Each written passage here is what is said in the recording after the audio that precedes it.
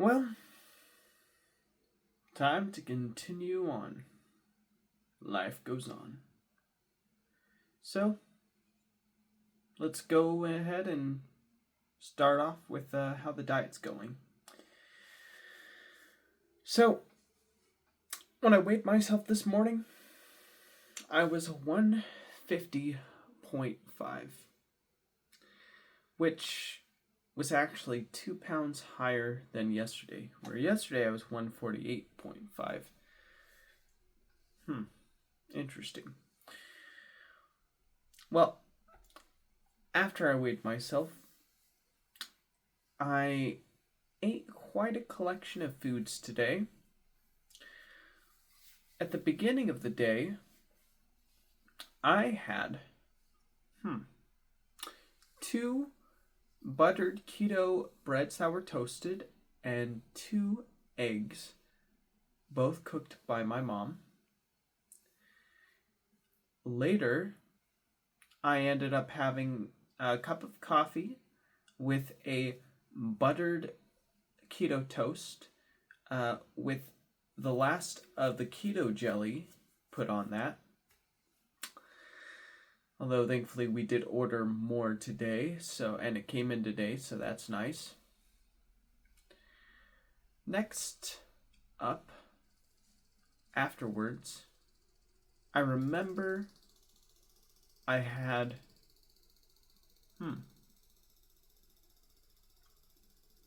ground's vibrating. I think it might be our dryer.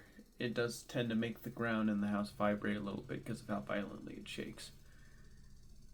Ooh, I can even hear the vibration in my headphone. My right one specifically. Interesting. Alright.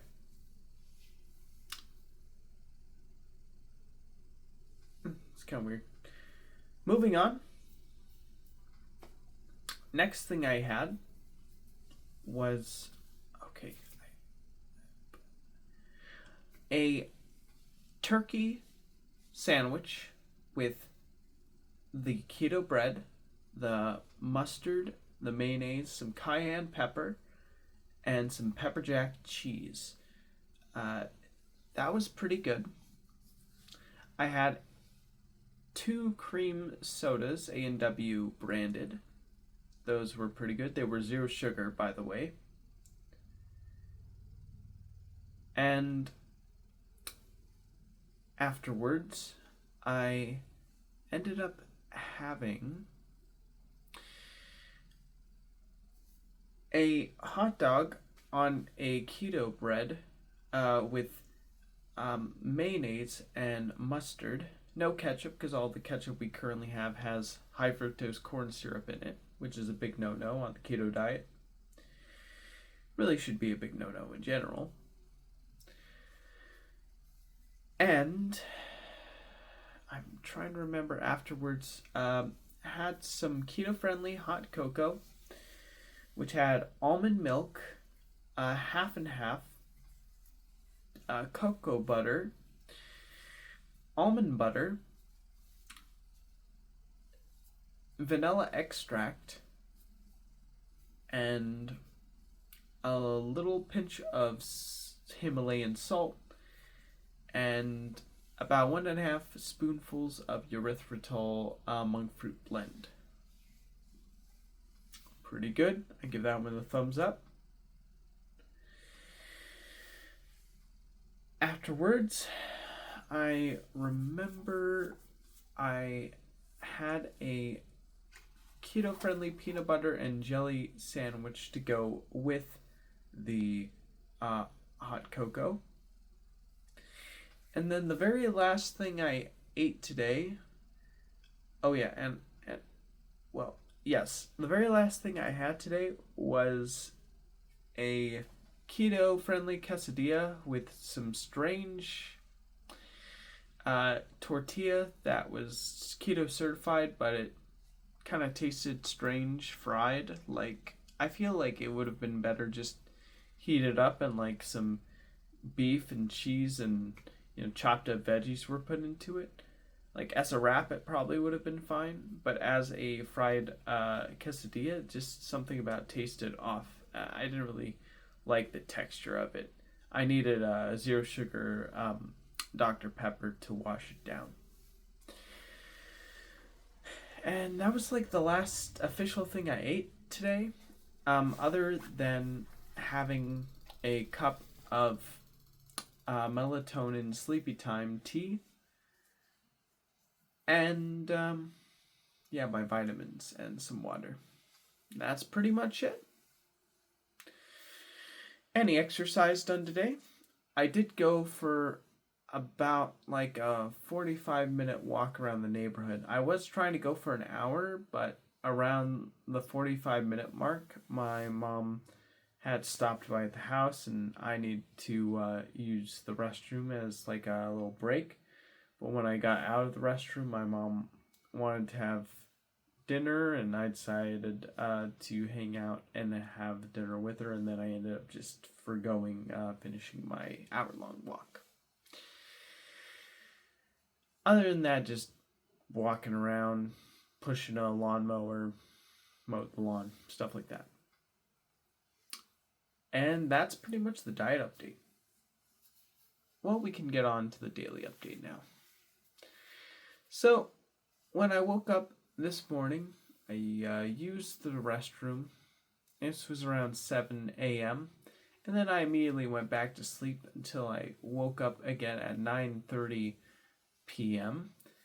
And when I got up, I remember that my mom needed to go to work, but she said that around 1 p.m. in the afternoon that me and her would be going Christmas tree shopping today.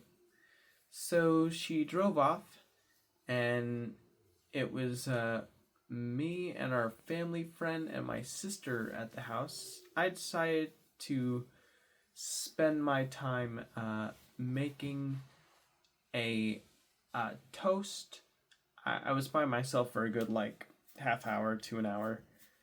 So like I made toast, I made coffee, and I watched before I watched a new Digital Foundry video that recently came out about how Assassin's Creed Shadows runs on the Nintendo Switch 2. I decided to play a bit of a game on my PlayStation 5 called Teardown. This game was actually given out for free to PlayStation Plus Premium members like about a year ago, I think, or a year and a half ago. But they restricted access to playing the game after like about like like a good year, like or 6 months ago. And I remember I had a lot of fun playing that game because it had really satisfying haptics. It just had really fun and interesting gameplay. It was a really enjoyable experience. It's like where like you're given tasks like as like a demolition worker who is told to like destroy like different buildings and locations. All of which is, there's no one in, it's just you. And you use special equipment to do this, such as like, fire or flamethrower, a gun or a hammer in the video game. And yeah, it's just a really fun experience playing it. And the cool thing about it is something about the way the game looks is really satisfying to me. They go for a really stylized, like voxel pixel look. But because they choose such a low polygon count for the visuals, they can focus instead on making the lighting look very impressive, and they can also get the game to run at 120 frames per second on the PlayStation 5 base model. And because of those two things, it is a very fun experience. Like, it's one of the smoothest and nicest looking games on the system. And I just think it's because like the lighting in the game is just so impressive and so fun to look at. It just is very eye-catching. The way that reflections and like the visuals are pulled off, like it's one of the most visually pleasing games of this generation of gaming to me. Like even games with like realistic looking humans with realistic proportions and environments and all that. Uh, because it's trying to look real, it ends up looking more fake to me. Whereas when something's like clearly looking stylized, but it's using realistic elements to help make it look more visually engaging and rich, it looks more real, which is an interesting contrast. In a way, it's kind of like the uncanny valley, where the more stylized something looks, the more your brain accepts it to be like that's just how it is. Whereas the more it's trying to convince you that it's legit, the more your brain's telling you this is a bunch of baloney. And I think that this game, Teardown's art style is so visually distinct and unique. I watch it and I'm like, wow, this is incredible. Like, this looks realistic because it's playing up the fact that it's a video game, like, and I wish more games did this. Like, I feel like too many games nowadays are trying to, like, no, it needs to be as real looking as humanly possible, but I don't think you really need that. I just think you need a cool art style, fun gameplay mechanics, satisfying controls, good atmosphere. Like, this game made great use of surround sound. Like, for example, there's a surround sound system that's attached to the game console. And so when I threw something behind me in the game, like, the back speaker played the sound. So I was well aware there was, like, something going on behind me. And it's cool, immersive, like, things like that really help make the experience more, just feel more grounded and real. Like, it kind of reminded me of like a quote that Walt Disney said about like focus on being realistic, focus on realism not being realistic, something like that. Because I think like there was like a little argument that was had where like there was an artist that was asked to make Mickey like more realistic, and so he literally drew like a realistic looking like mouse instead of a cartoony mouse. And so Walt said, no, focus on realism, not being realistic. And what he meant was retain the cartoony look of the character, but just make the way the character moves and interacts and emote to be more relatable to people.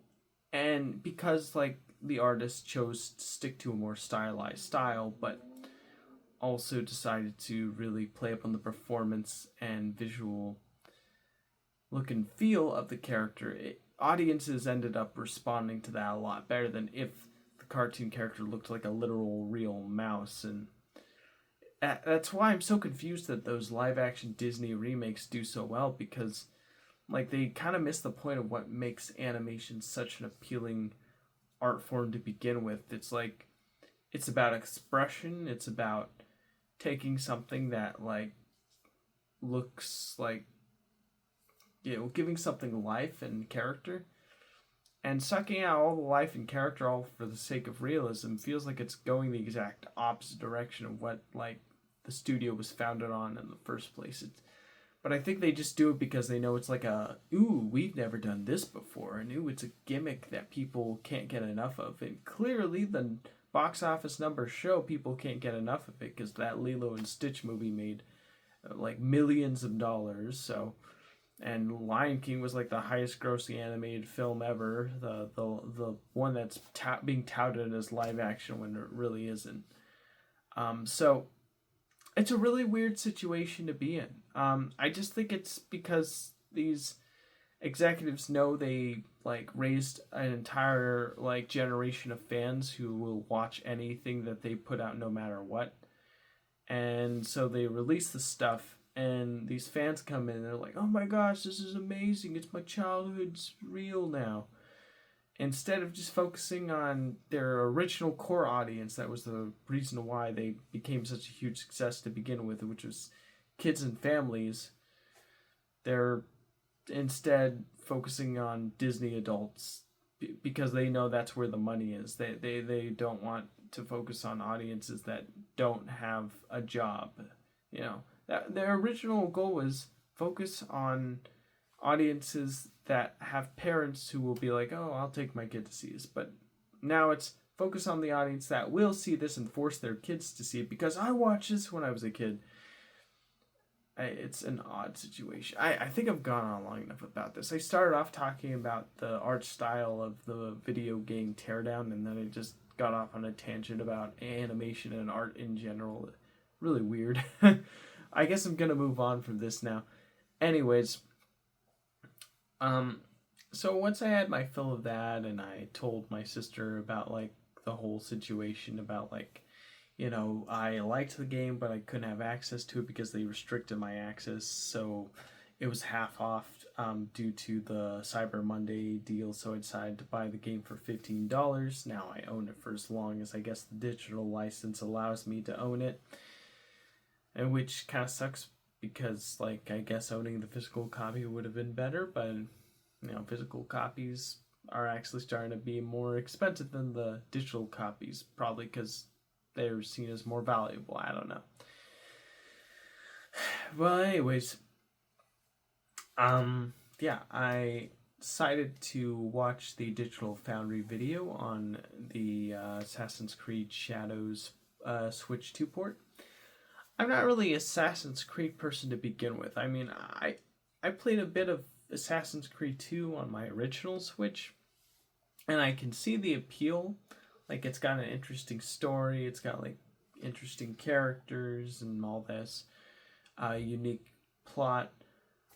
But overall, just, I don't know, something about taking, like, something that was originally supposed to be meant to be, like, ooh, what if we put people in, like, a virtual reality version of, like, the past, where they get to experience their ancestors', like, former life or whatever. And what if we just turned that into the game series? And then I think it started to kind of miss the point because I feel like Assassin's Creed was just meant to focus on like real like well people in a more contemporary setting being brought back into like the past to experience what the past was like.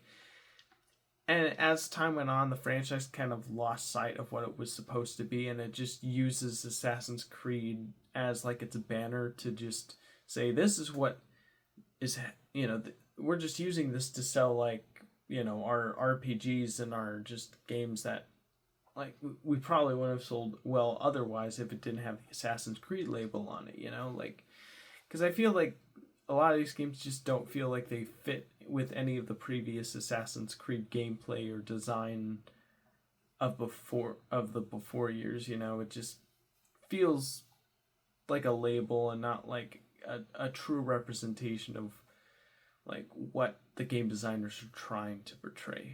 I don't know if that makes any sense, but that's how I feel about it. Just call it, I don't know, like the character of the game's name and then Shadows. Why do you have to call it Assassin's Creed Shadows? I guess because it's got recognition, it's 10 times more likely to sell. I don't know.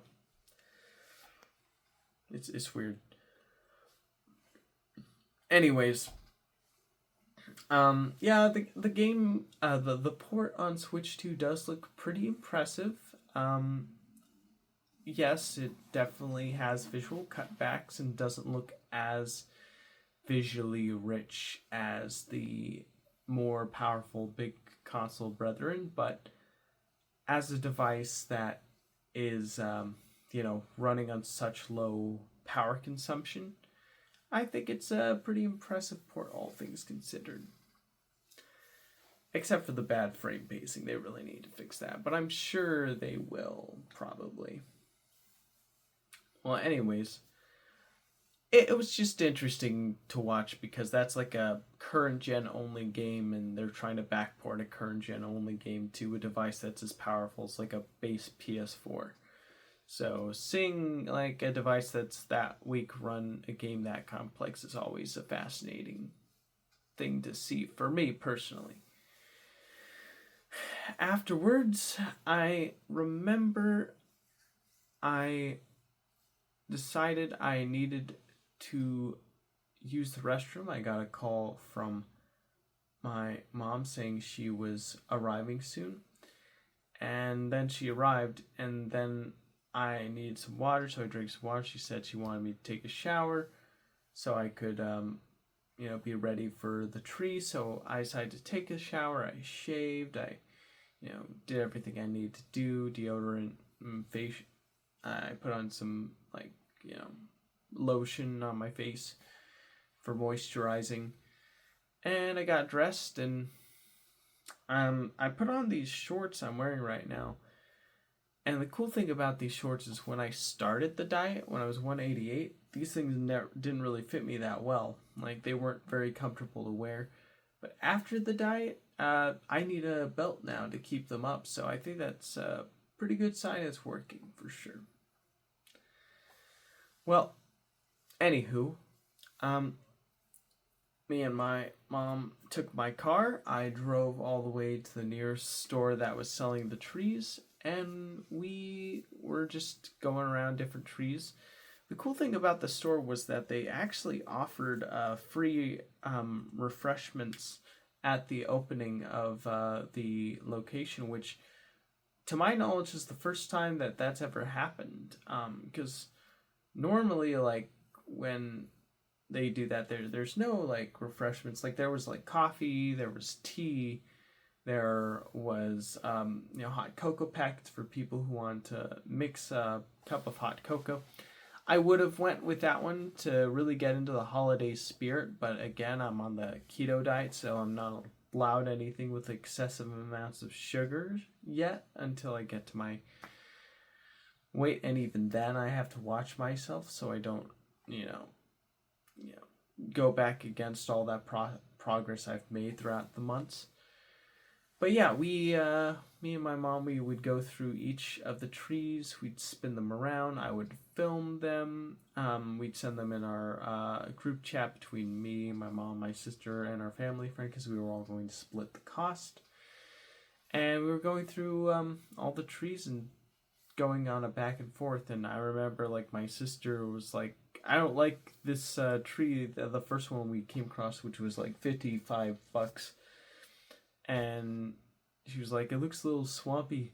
And then we went to the Douglas firs, or the great firs, or ferns, I think.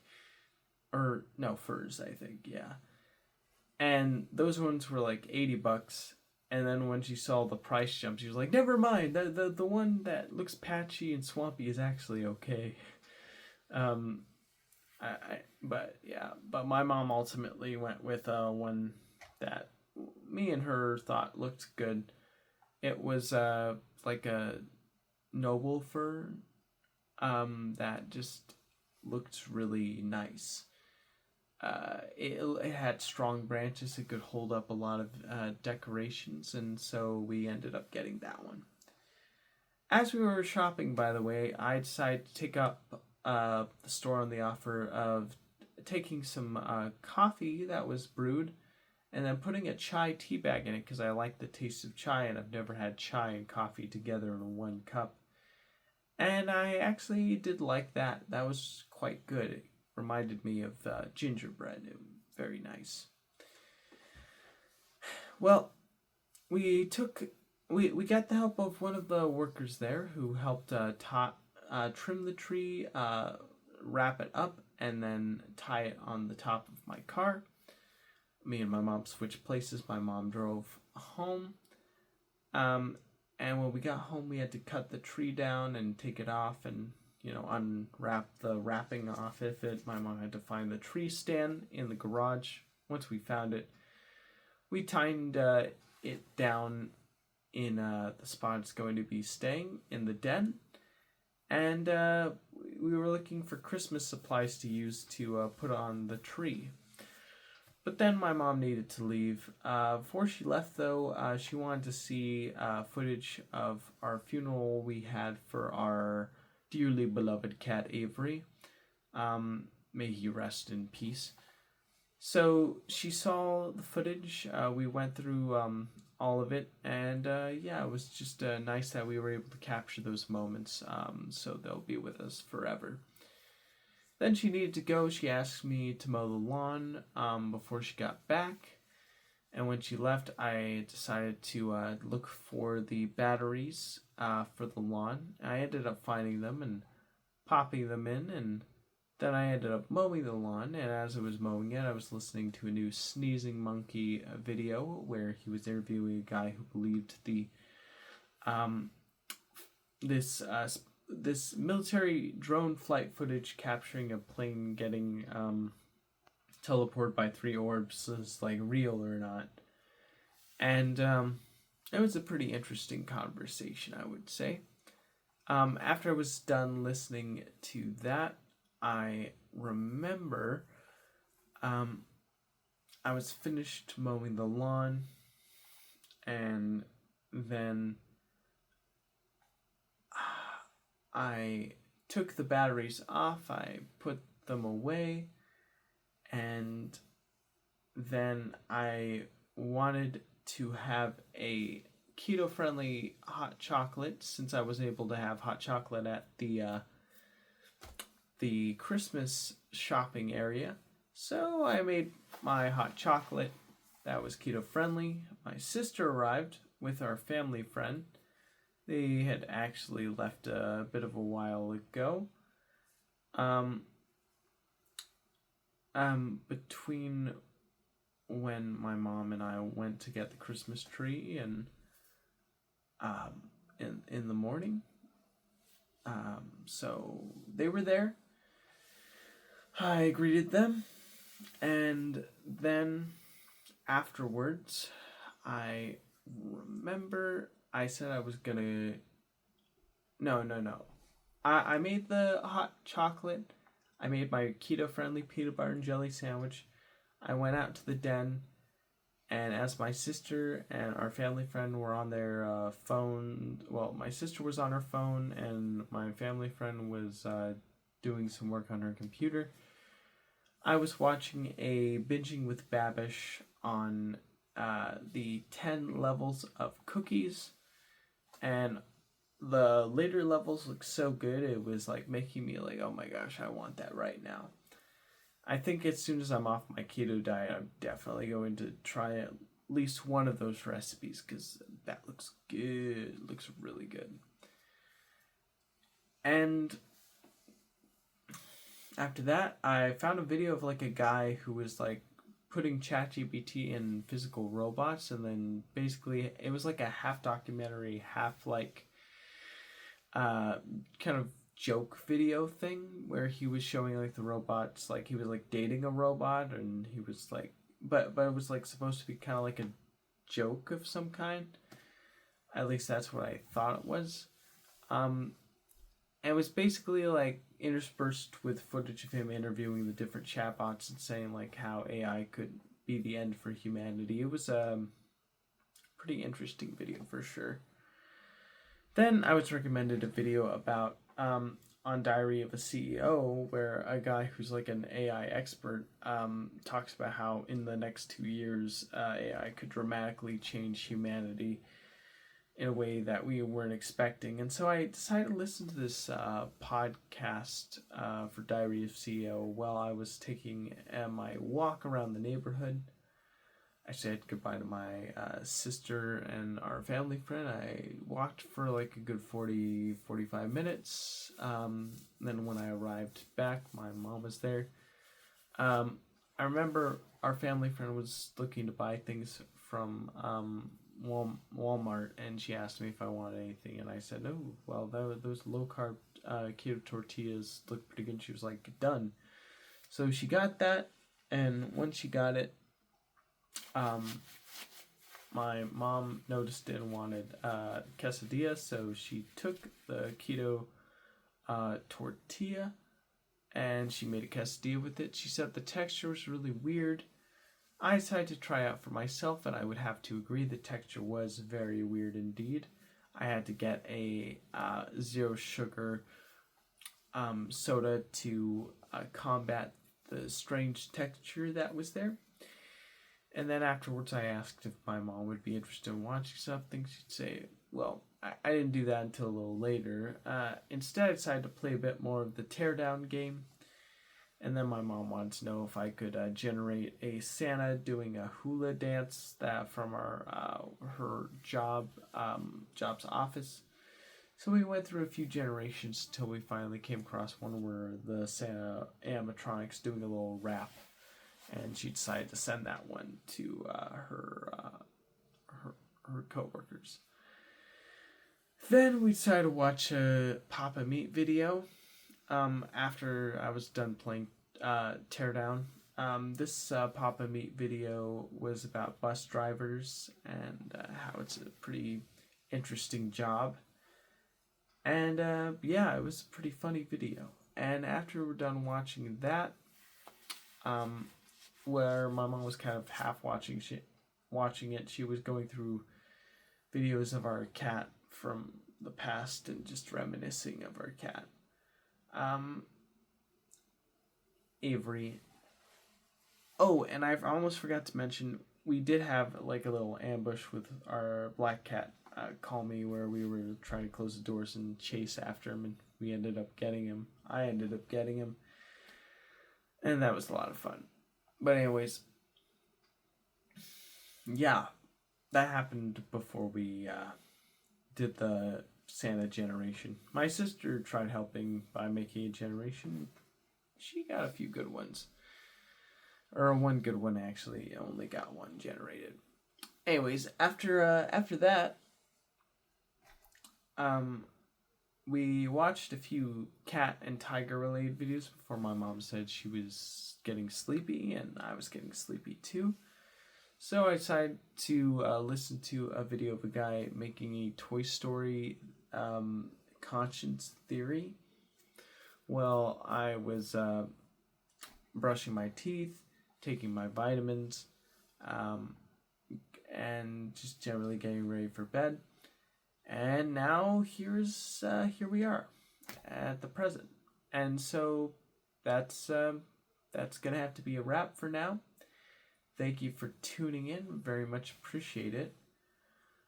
As soon as I'm done posting this, I'm going to bed. So I want to say thank you for watching. I hope you got something out of this. I will see you in the next video. Take care. Bye.